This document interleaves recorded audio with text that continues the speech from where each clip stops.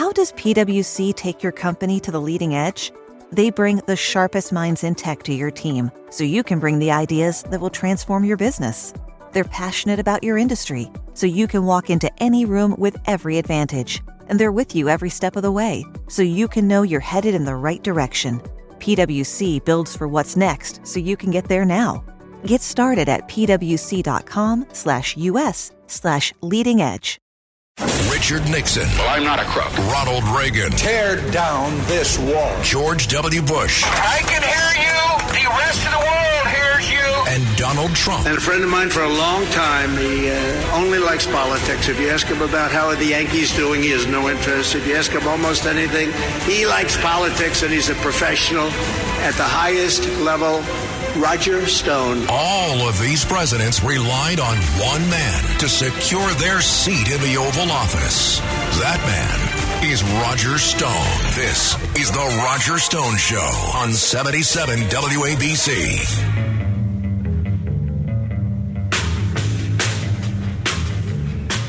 Now, here's Roger Stone. Welcome back. I'm Roger Stone, and this is the Roger Stone on 77 WABC Radio. Today, it is my great honor and privilege to welcome a true friend. Robert Davi is an international multi-dimensional star of the first magnitude. He is not only an award-winning prolific actor with over 150 films to his credit, but he is also a screenwriter, director, producer, and what some may not be aware of, an extraordinary jazz vocalist. Robert Davi, thank you so much for joining us today on The Roger Stone Show.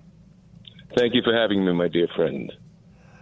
So you have made the move from California to the free state of Florida. Let's start there. How are you enjoying life in the Sunshine State, and how is your family? Well, we're wonderful, thank you. First off, as you know, I came from New York originally, born there, went to California in 1977 because Sinatra brought me there to do a film, finished one that we started in New York called Contract on Cherry Street. Stayed in Los Angeles for 46 years. It was beautiful, terrific. And slowly it became I won't use a profanity, but it was some kind of a bad hole that it became. And it was unsafe I felt for my family. And those that wanted came with me to Florida. And I love it here. We live in Tampa Bay, and it's amazing. Yeah, it really is, I think, the last best vestige of freedom. That is not an understatement, although it would be unrealistic for us to think that the problems that are engulfing the rest of the country will not ultimately manifest itself here. It's interesting that as this flood of literally millions of illegals fled the country over our southern border, they are shipped out across the country, including to Florida. It is, I think, sadly, at this juncture, perhaps the number one problem in the country. But before we get into what's going on, go ahead. Yeah, but because the immigration issue, I wrote about it, Roger, in Breitbart in 2010. I met Mitch McConnell in Hollywood one day when he was meeting a bunch of us Hollywood people, and I had a one-on-one with him, and I said to him, what about immigration? And he looked at me, his look was like there was nothing behind his eyes. I said, this was in 2010. I said, we need to fix it. Stop all immigration, fix this, close the border, and provide a path of citizenship for people that are here now, which I had a great plan for that path. I wasn't to anyone with any criminal past get out, but anyone that was a hardworking individual that wanted to pledge allegiance to the United States, to learn English. Every year they were here illegally, do some kind of community service. 1 day a week, 4 hours a day, 4 hours on a Saturday or Monday, whatever day they choose, that put them on the line to become citizens. And I thought this was in 2010. But they didn't even want to broach immigration as they continue to, both sides are corrupt. So I ended that one. But the crisis we have today is frightening. It's frightening. It really is. I mean, there's 118 gateways that are welded open just on the Arizona-U.S. border, or the Arizona-Mexico border. I had Carrie Lake was here in South Florida, had dinner with her the other night, and the flood of illegals is just overwhelming, not just in those in the Border Patrol, but those in local law enforcement. Look, this is not a mistake. This is not a wrong-headed or misguided policy. This is the purposeful policy of the current administration.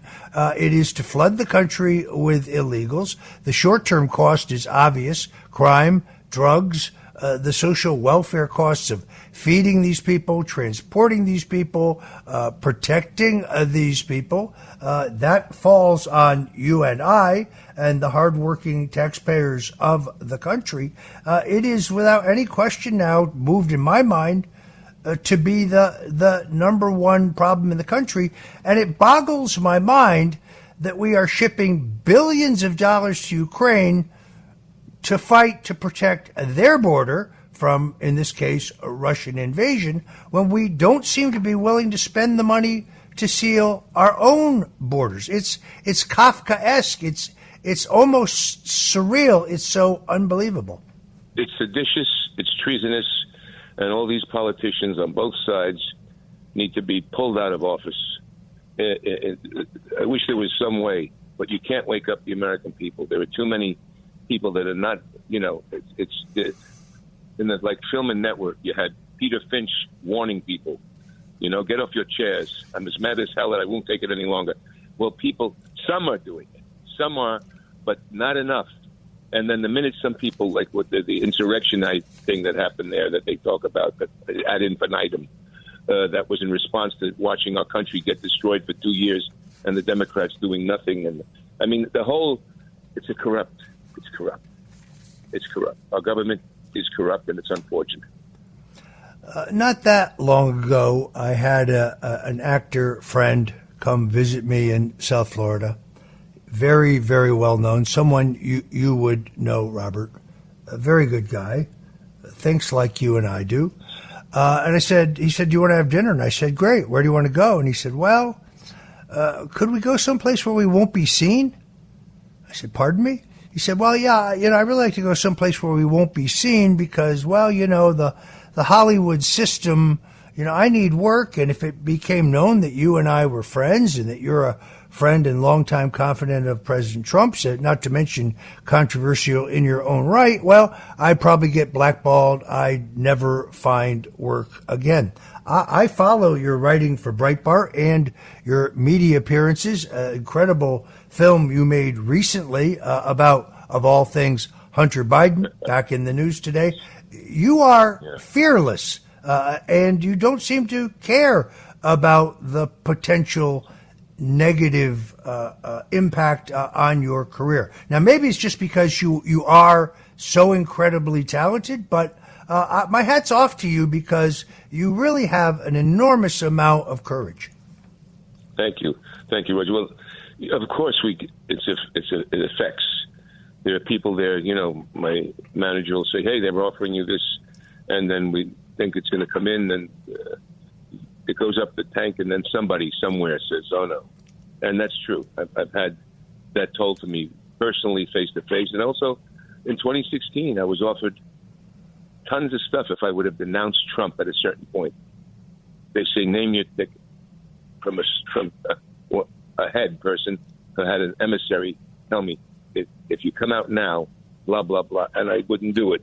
I can't. And the thing about Hollywood is that they want diversity in every aspect of your life except thought.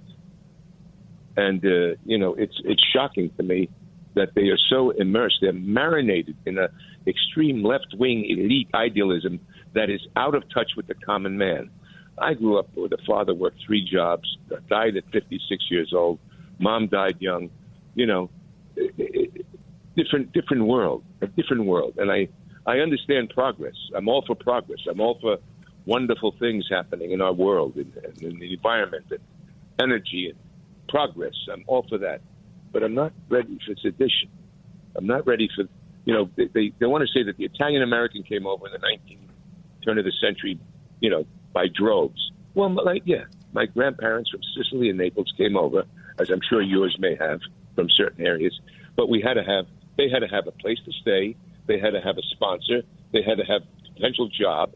And they had to have health certificate. And they had to have a few dollars. And people want to equate it. Like, I think AOC came out and said, well, they came across from 1850, 76, 86, and to whatever it was, to 19-something, it came in massively, much more. What? And no one challenges them. And you know what gets me sick, Roger, more than anything? The Senate and the Congress, these guys, I'm watching anyone watching the hearings, these inquiry.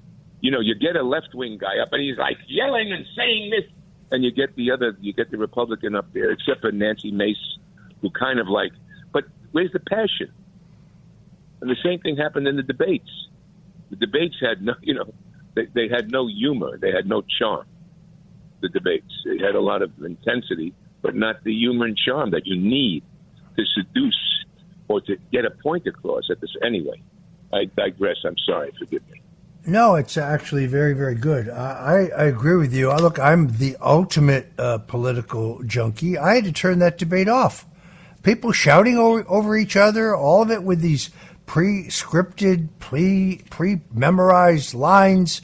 Everybody trying to insult everybody else. No, I'm sorry. There wasn't a Ronald Reagan in that crowd.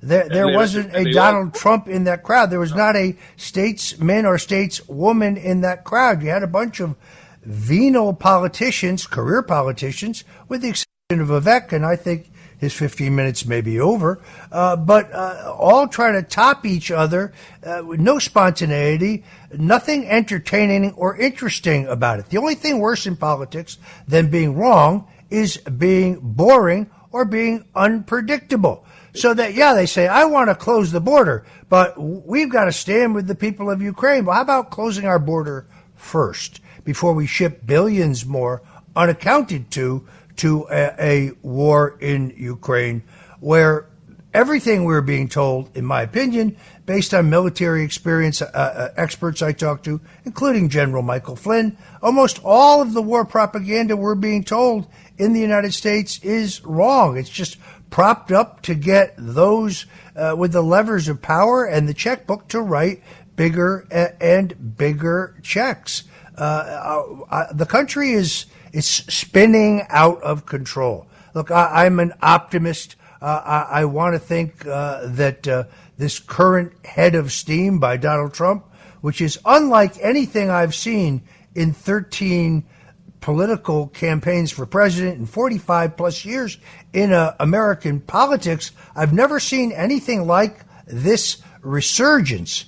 And the fact that it just seems to be true that the harder you hit him, the harder you try to frame him for some non-existent crime, the stronger he gets. And his personal mood, because I spent time with him not long ago, a lesser man would be under the bed. This guy is cheerful. He's optimistic. He's determined. He's resolute. He's funny. He's in a terrific mood. Yet he knows he's in the fight of his life. His life. It's funny. In 2016, the day he announced and came down that escalator, I wrote on Breitbart that he was going to be the one and why and the whole idea of it all. And I framed it all out. And I says, I know that Donald Trump, the end statement was, I know that Donald Trump has a knockout punch. My only question is, how hard is his chin? That's the last statement I say in this article, after telling what the populist movement and what the government, same stuff that they're doing today, but now it's on steroids, how we're getting ruined, and why he needed to be the president. How hard is his chin? My gosh, have we not seen how hard his chin is, Roger? I mean, think about that. It's astounding. No, he's literally the toughest guy I know. Look, I worked for Richard Nixon. He was a very tough guy. I worked for Senator Bob Dole. They told him he'd never walk again. He'd never have the use of his arms or his hands again. He'd never be able to feed himself again. He was hit by a shell in World War II. He just through sheer determination and self-imposed physical therapy, he battled his way back to being not only completely functional, but one of the greatest men of the 20th century. These were very tough, gritty guys.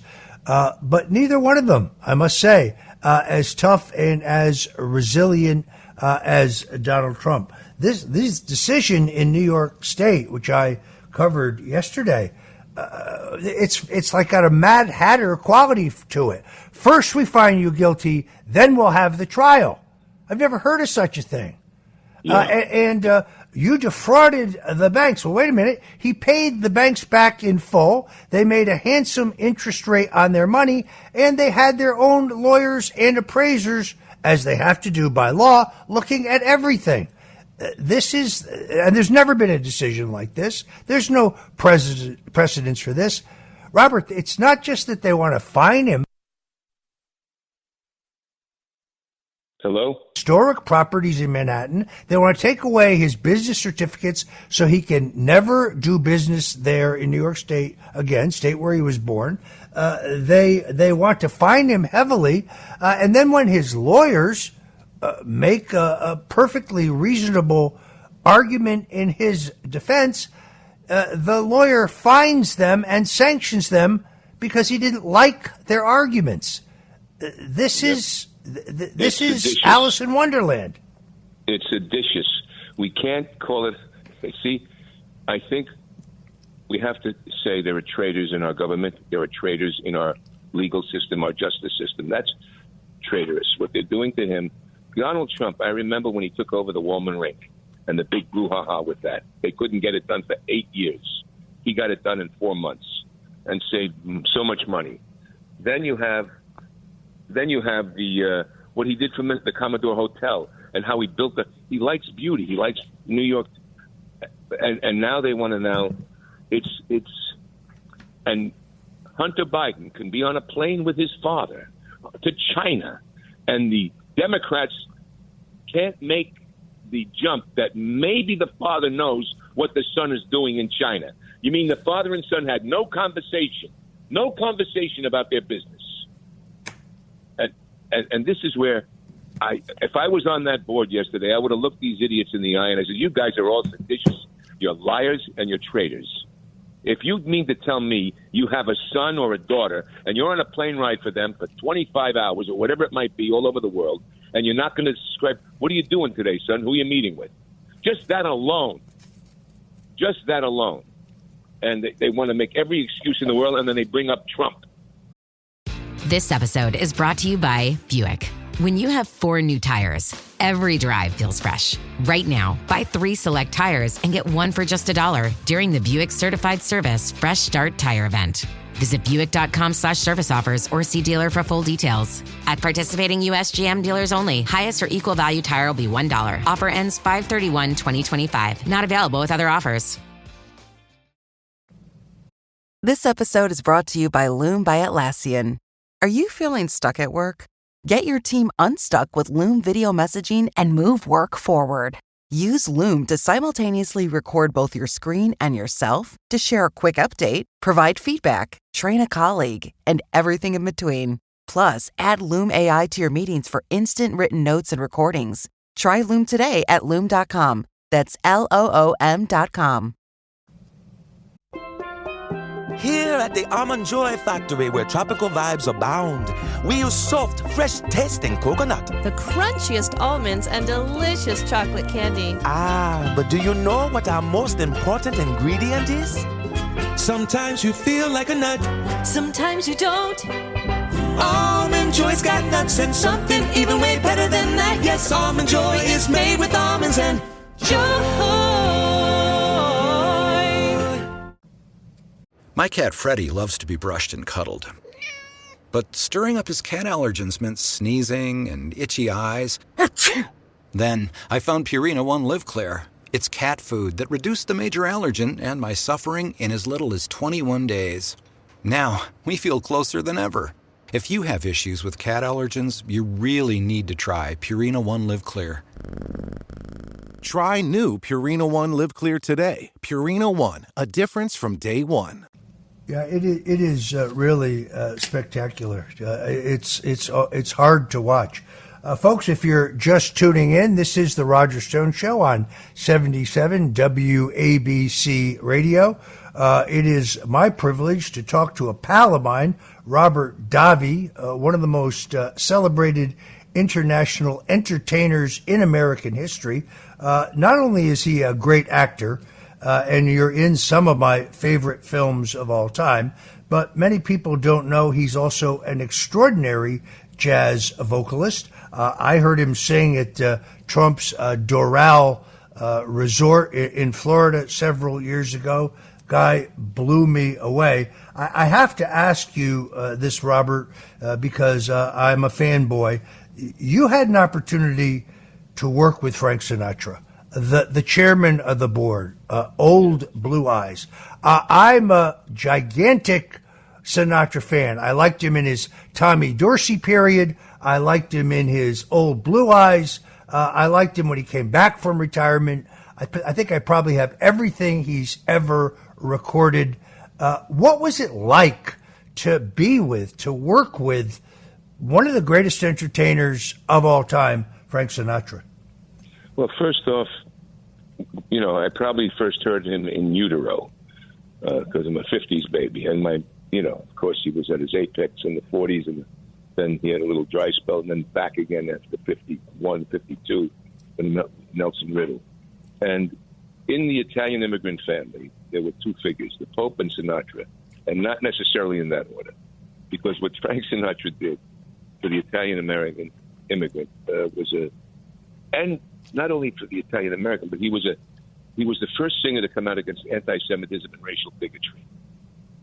And he felt very deeply. He had a tremendous intensity, he could get upset and anger. To me, he was wonderful.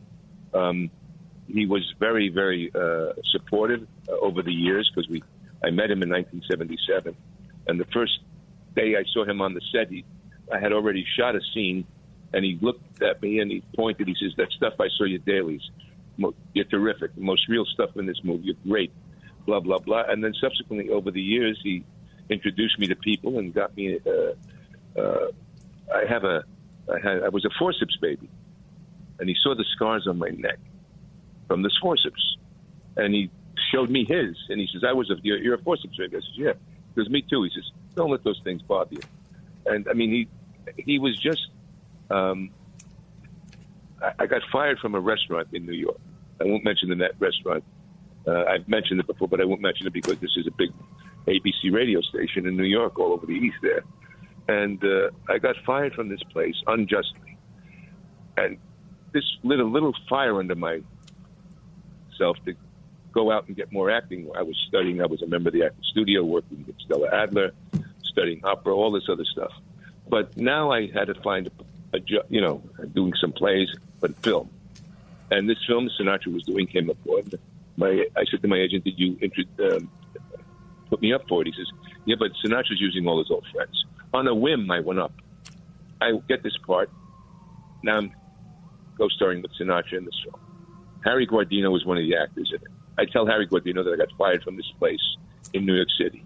He goes, "Oh, all right." I told him, "Could you believe it?" And why I got, unjustly fired. We're filming. About a month and a half later, he goes, "Come on, the old man wants to have dinner with us." I go, we get in the limo, we drive. Billy Rizzo was there, another guy who I won't mention the name, and we drive uptown and turn around and right in front of the restaurant that I got fired from. I look at Harry, he has a smile. I look at Frank, he's got a cat grin on his face. He goes, "Come on, let's go eat." We go into that restaurant. Well, the manager that fired me was there. He turned. I've never seen anyone turn so white, especially because we were with someone else who actually controlled all the restaurants in New York. And that was it. He told Frank that story. Frank hated injustice. Frank would read a thing on the newspaper that there was a family that was hurt. and a fire ruined their home, and they don't have. And he would say, send them $500. This is back in the day, $500 worth of groceries. And then he'd think, you know what? They don't have a refrigerator. Send them a new refrigerator. I mean, if there was an artist that was suffering, he would send them money anonymous. He was called Mr. Anonymous. Richard Burton did a wonderful tribute to him, calling him Mr. Anonymous, because he refused when somebody got a job that was hurting, and he loved America. His mother was a big Democrat. They were Roosevelt Democrats at the time. But he made the transition, he was a big supporter of JFK, as you all know. But he made that transition to a conservative. And I would just wonder what he would think about what he's seeing in the country today. Yeah, I had my own experience with him when I was working for Ronald Reagan's reelection in 1984. Frank Sinatra came to Hoboken, New Jersey to do a rally. He had a grudge against Hoboken. He hadn't been willing to come back in decades. My parents, who lived in Connecticut, they were working class folks, and they were just as excited about meeting Frank Sinatra as they were about meeting Ronald Reagan. And Frank was in a good mood. And when I introduced him to my mother, he turned to me and he said, "You're Sicilian, aren't you?" And I said, "Yes, sir, we are." And he said, "Roger Stone, I never would have thought it." And I said, "Well, some clerk at Ellis Island. What can I say?" And he said, "Kid, do me a favor." I said, "Yeah." He said, "I'm going to leave here in an hour. Can you get somebody to go to Grimaldi's under the bridge in Brooklyn? We're flying out of Teterboro, and grab me a couple pies to take with me." And I said, "Yes, sir, I'll have somebody take care of it." He was incredibly nice, extraordinarily nice to my parents. He was a great man. I'm probably still, to this day, his biggest fan. All right, Robert Davi, unfortunately, we have to wrap it up there. I want to thank you very, very much for making the time for us on this beautiful Sunday to join the Roger Stone Show. And now that I know you're just up the road in Tampa, we got to break bread soon. God bless you, my friend. And we don't have to hide. God bless you. And listen, let's keep that Columbus statue up. Yeah, absolutely. Absolutely. We talked about that early. God bless you, and many thanks once again, Robert Davi.